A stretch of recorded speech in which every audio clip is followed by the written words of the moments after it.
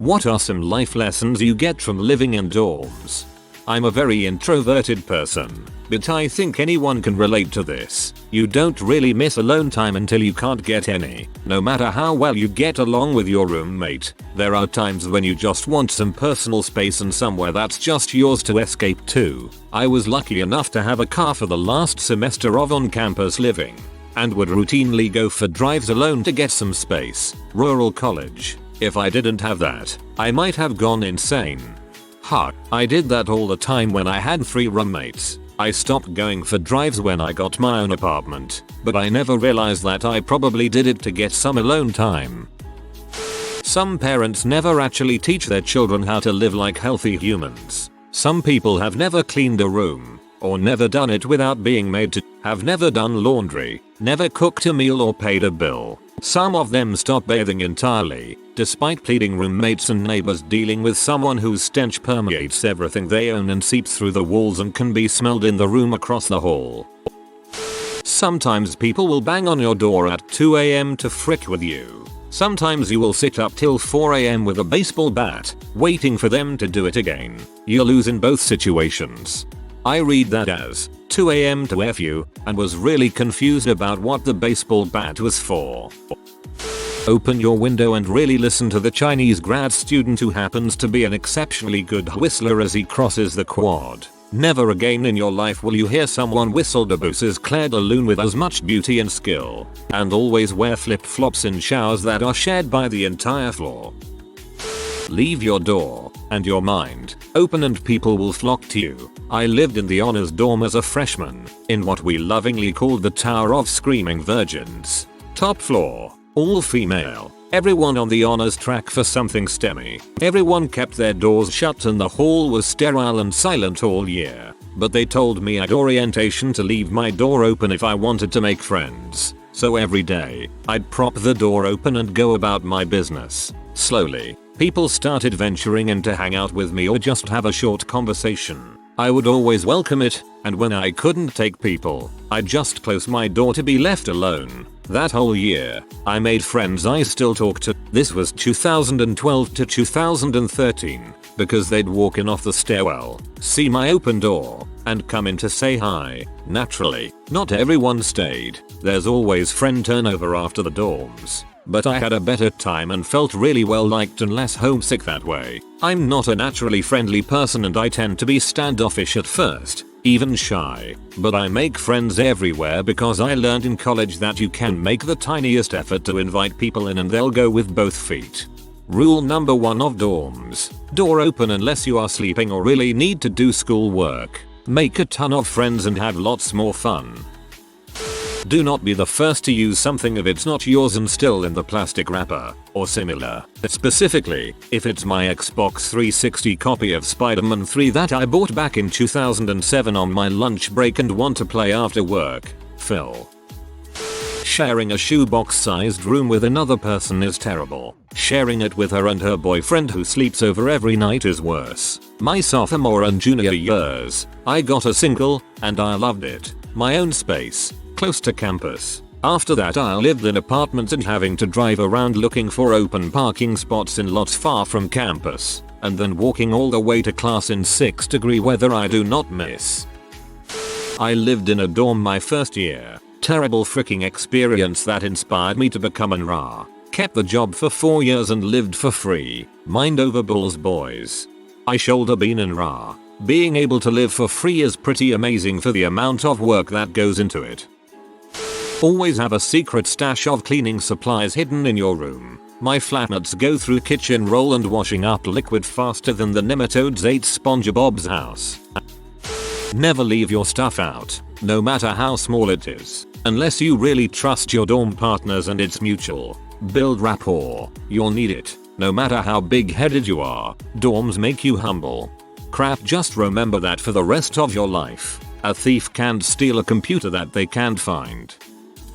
I never considered myself a neat freak until I moved into the dorms. My first roommate was so messy, you could see the divide in the room of my side versus hers. She constantly kept buying more stuff. Piles of books and clothes everywhere. I let her borrow my bowl once and it sat dirty on her desk with food in it for days. As a result, I kept my side of the room absolutely spotless, otherwise we would have drowned in filth. Funny though, come move out day, I was all packed and ready to go. So much so mom and I went shopping and bought some shoes and came back for some more boxes. The parents hadn't even dented the mess that was aside. Mom and I left laughing. I've been keeping things tidy ever since. Exact same experience here. I checked out of my dorm a week early and came back to turn in my key on the last day. The Great Divide had slowly found a way onto my side of the room. I just pushed everything back to her side and let the Ra clear me to leave. Best day of my life.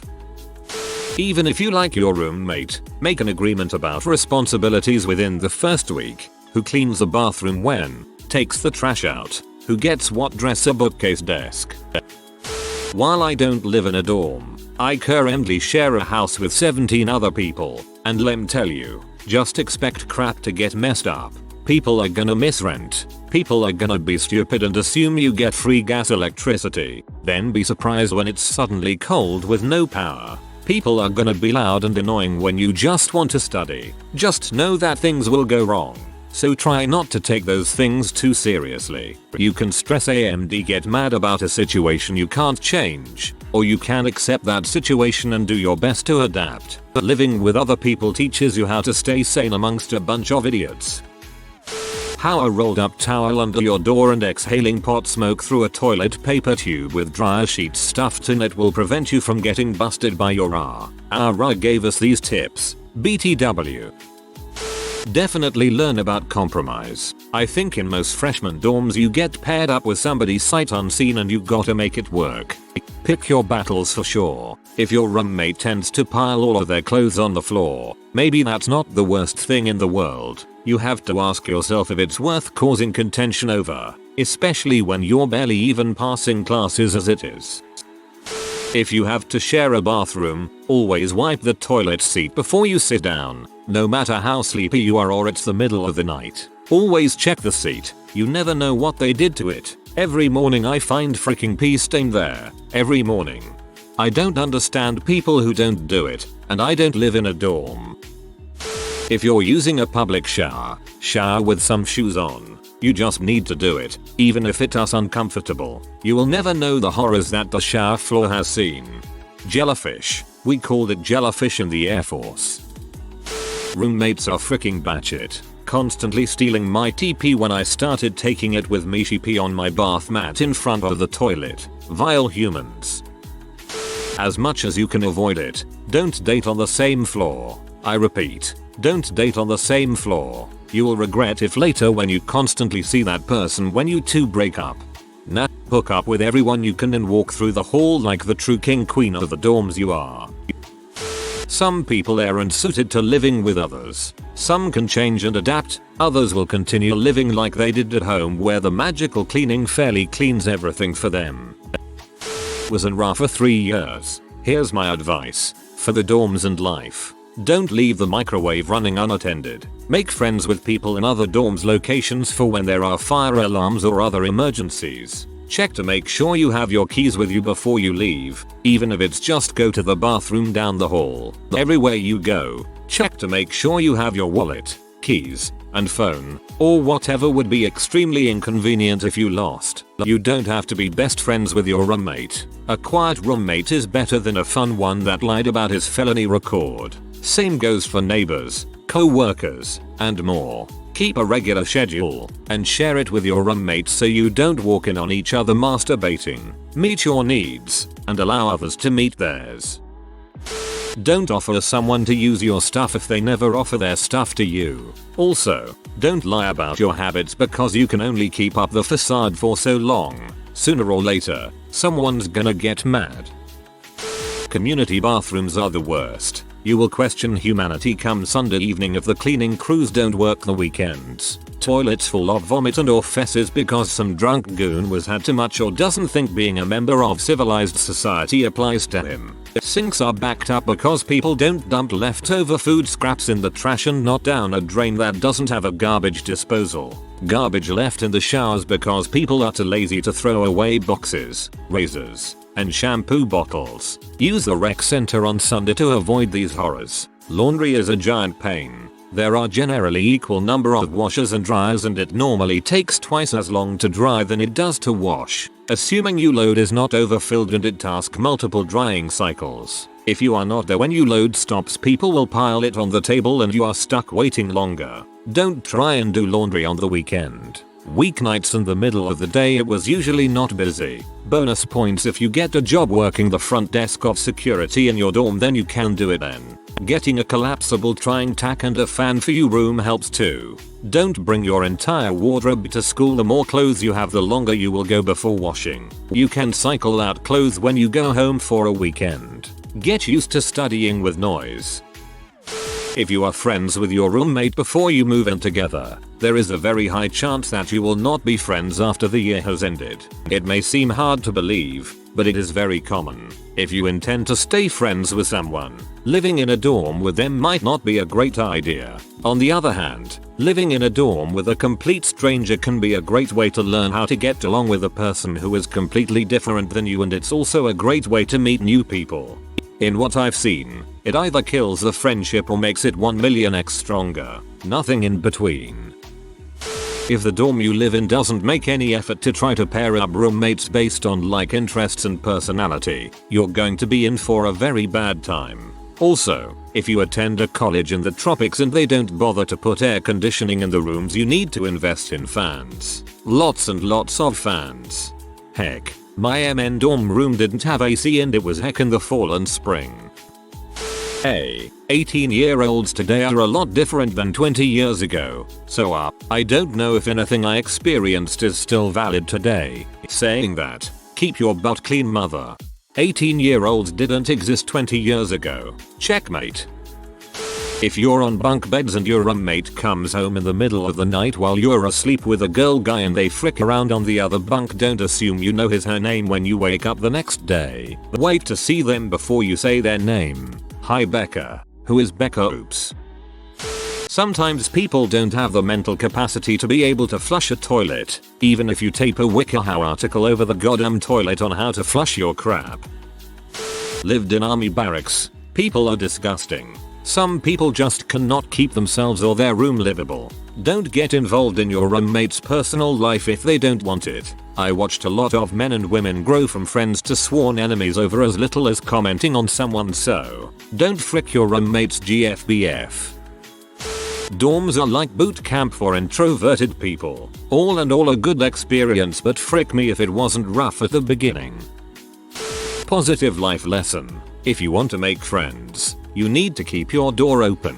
Negative life lesson. People misrepresent themselves to get things they want. For example, my college had a little form you could fill out about your interests and lifestyle, which they used to match you to other freshmen and hopefully find you a compatible roommate. The form was sent with a ton of other orientation materials, so you can bet that parents saw it and even helped their little darlings fill it out. My roommate, and probably her mother, said that of course, she doesn't smoke, so she got matched with me, a person who actually does not smoke. The girl had a nearly pack a day habit. While she didn't smoke in the dorm itself, all her clothes and things smelled like smoke. It was hard to bond with her because she had to leave conversations parties every 10-15 minutes to go outside to smoke. This was not a new habit. She was either trying to hide her bad habit from her parents, or she fully knew that by choosing non-smoker that she would get a non-smoking roommate, which might be more desirable for a number of reasons, including a short-lived fantasy that by living with a non-smoker that I would somehow inspire her to not smoke as much.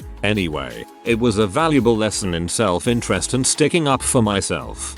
Oh heck no. Tobacco smoke give me migraines, and I can sniff that crap like a bloodhound. She'd be reported day one. I ain't living with that.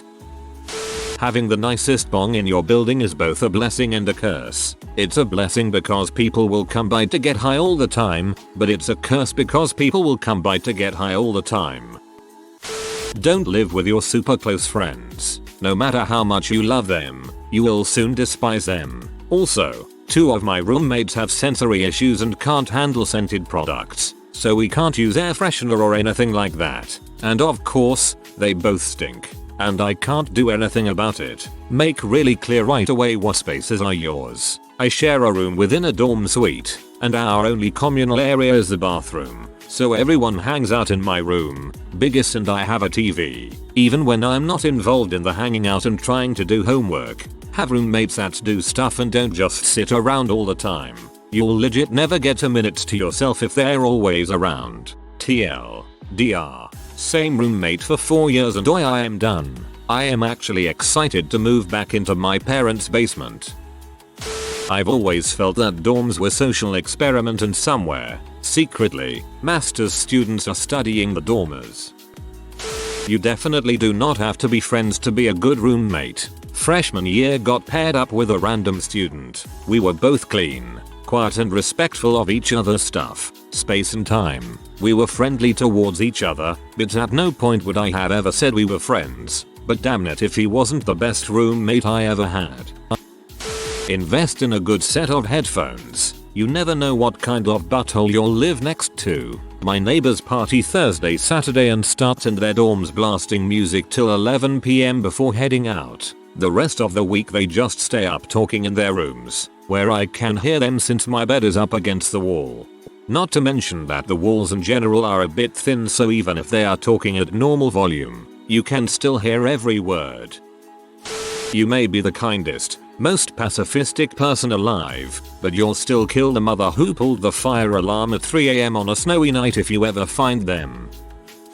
Sometimes no matter how nice or even neutral you try to be, you are not going to be liked by everyone. I was generally pretty nice, but 4 strangers living together can be doomed for failure. I sometimes pass one of my former roommates on campus and I just look away ASAP and get bad memories for a while. I learned how to construct a bottom bunk tent fort for sexy times. I had a triple. At least once a week one of us would be having sex while the other slept. Played video games. Seems weird now that I think about it. I learned how to be a quiet lover and also that I prefer not to be a quiet lover. If you magically realize you're a hardcore extrovert because you're raging with positive energy every time you get back to the dorms, know that not everyone else is riding your high. Make many friends and cycle through them with your presence accordingly so that you don't wear out anyone too much. If you are going to smoke something, be kind. Open a window or go outside. Not everyone can handle skunky weed smell or your super perfumed vape crap. As a dude who'd struggled with loneliness all his life, I was actually living with other people, but I know I was lucky because you can't predict who you will live with and whether they get along with all of you. I think it made me realize the importance of socializing and trying to actively ask to meet people. How to conserve snacks. Garlic salt goes on your Easy Mac. How to smoke a lot of weed. Ethernet cables are your friend. Frick bunk beds. Sweet mates are always on some different crap. Masturbation becomes unique. Dude, I had a roommate that snacked on their own saved up nail clippings. Not kidding. So brace yourself, it's very possible you'll get assigned a Looney Tune. That colleges will do literally anything to make more money out of students, who they view as little more than a revenue stream. 1. Wipe the toilet seat after. 2. Don't leave your stuff out everywhere. 3. Don't wipe your butt with your roommate's Elle Macpherson poster while drunk. Those were the big ones for me. If you are new to the channel, you can subscribe. I publish new videos every day. Until then, check another video.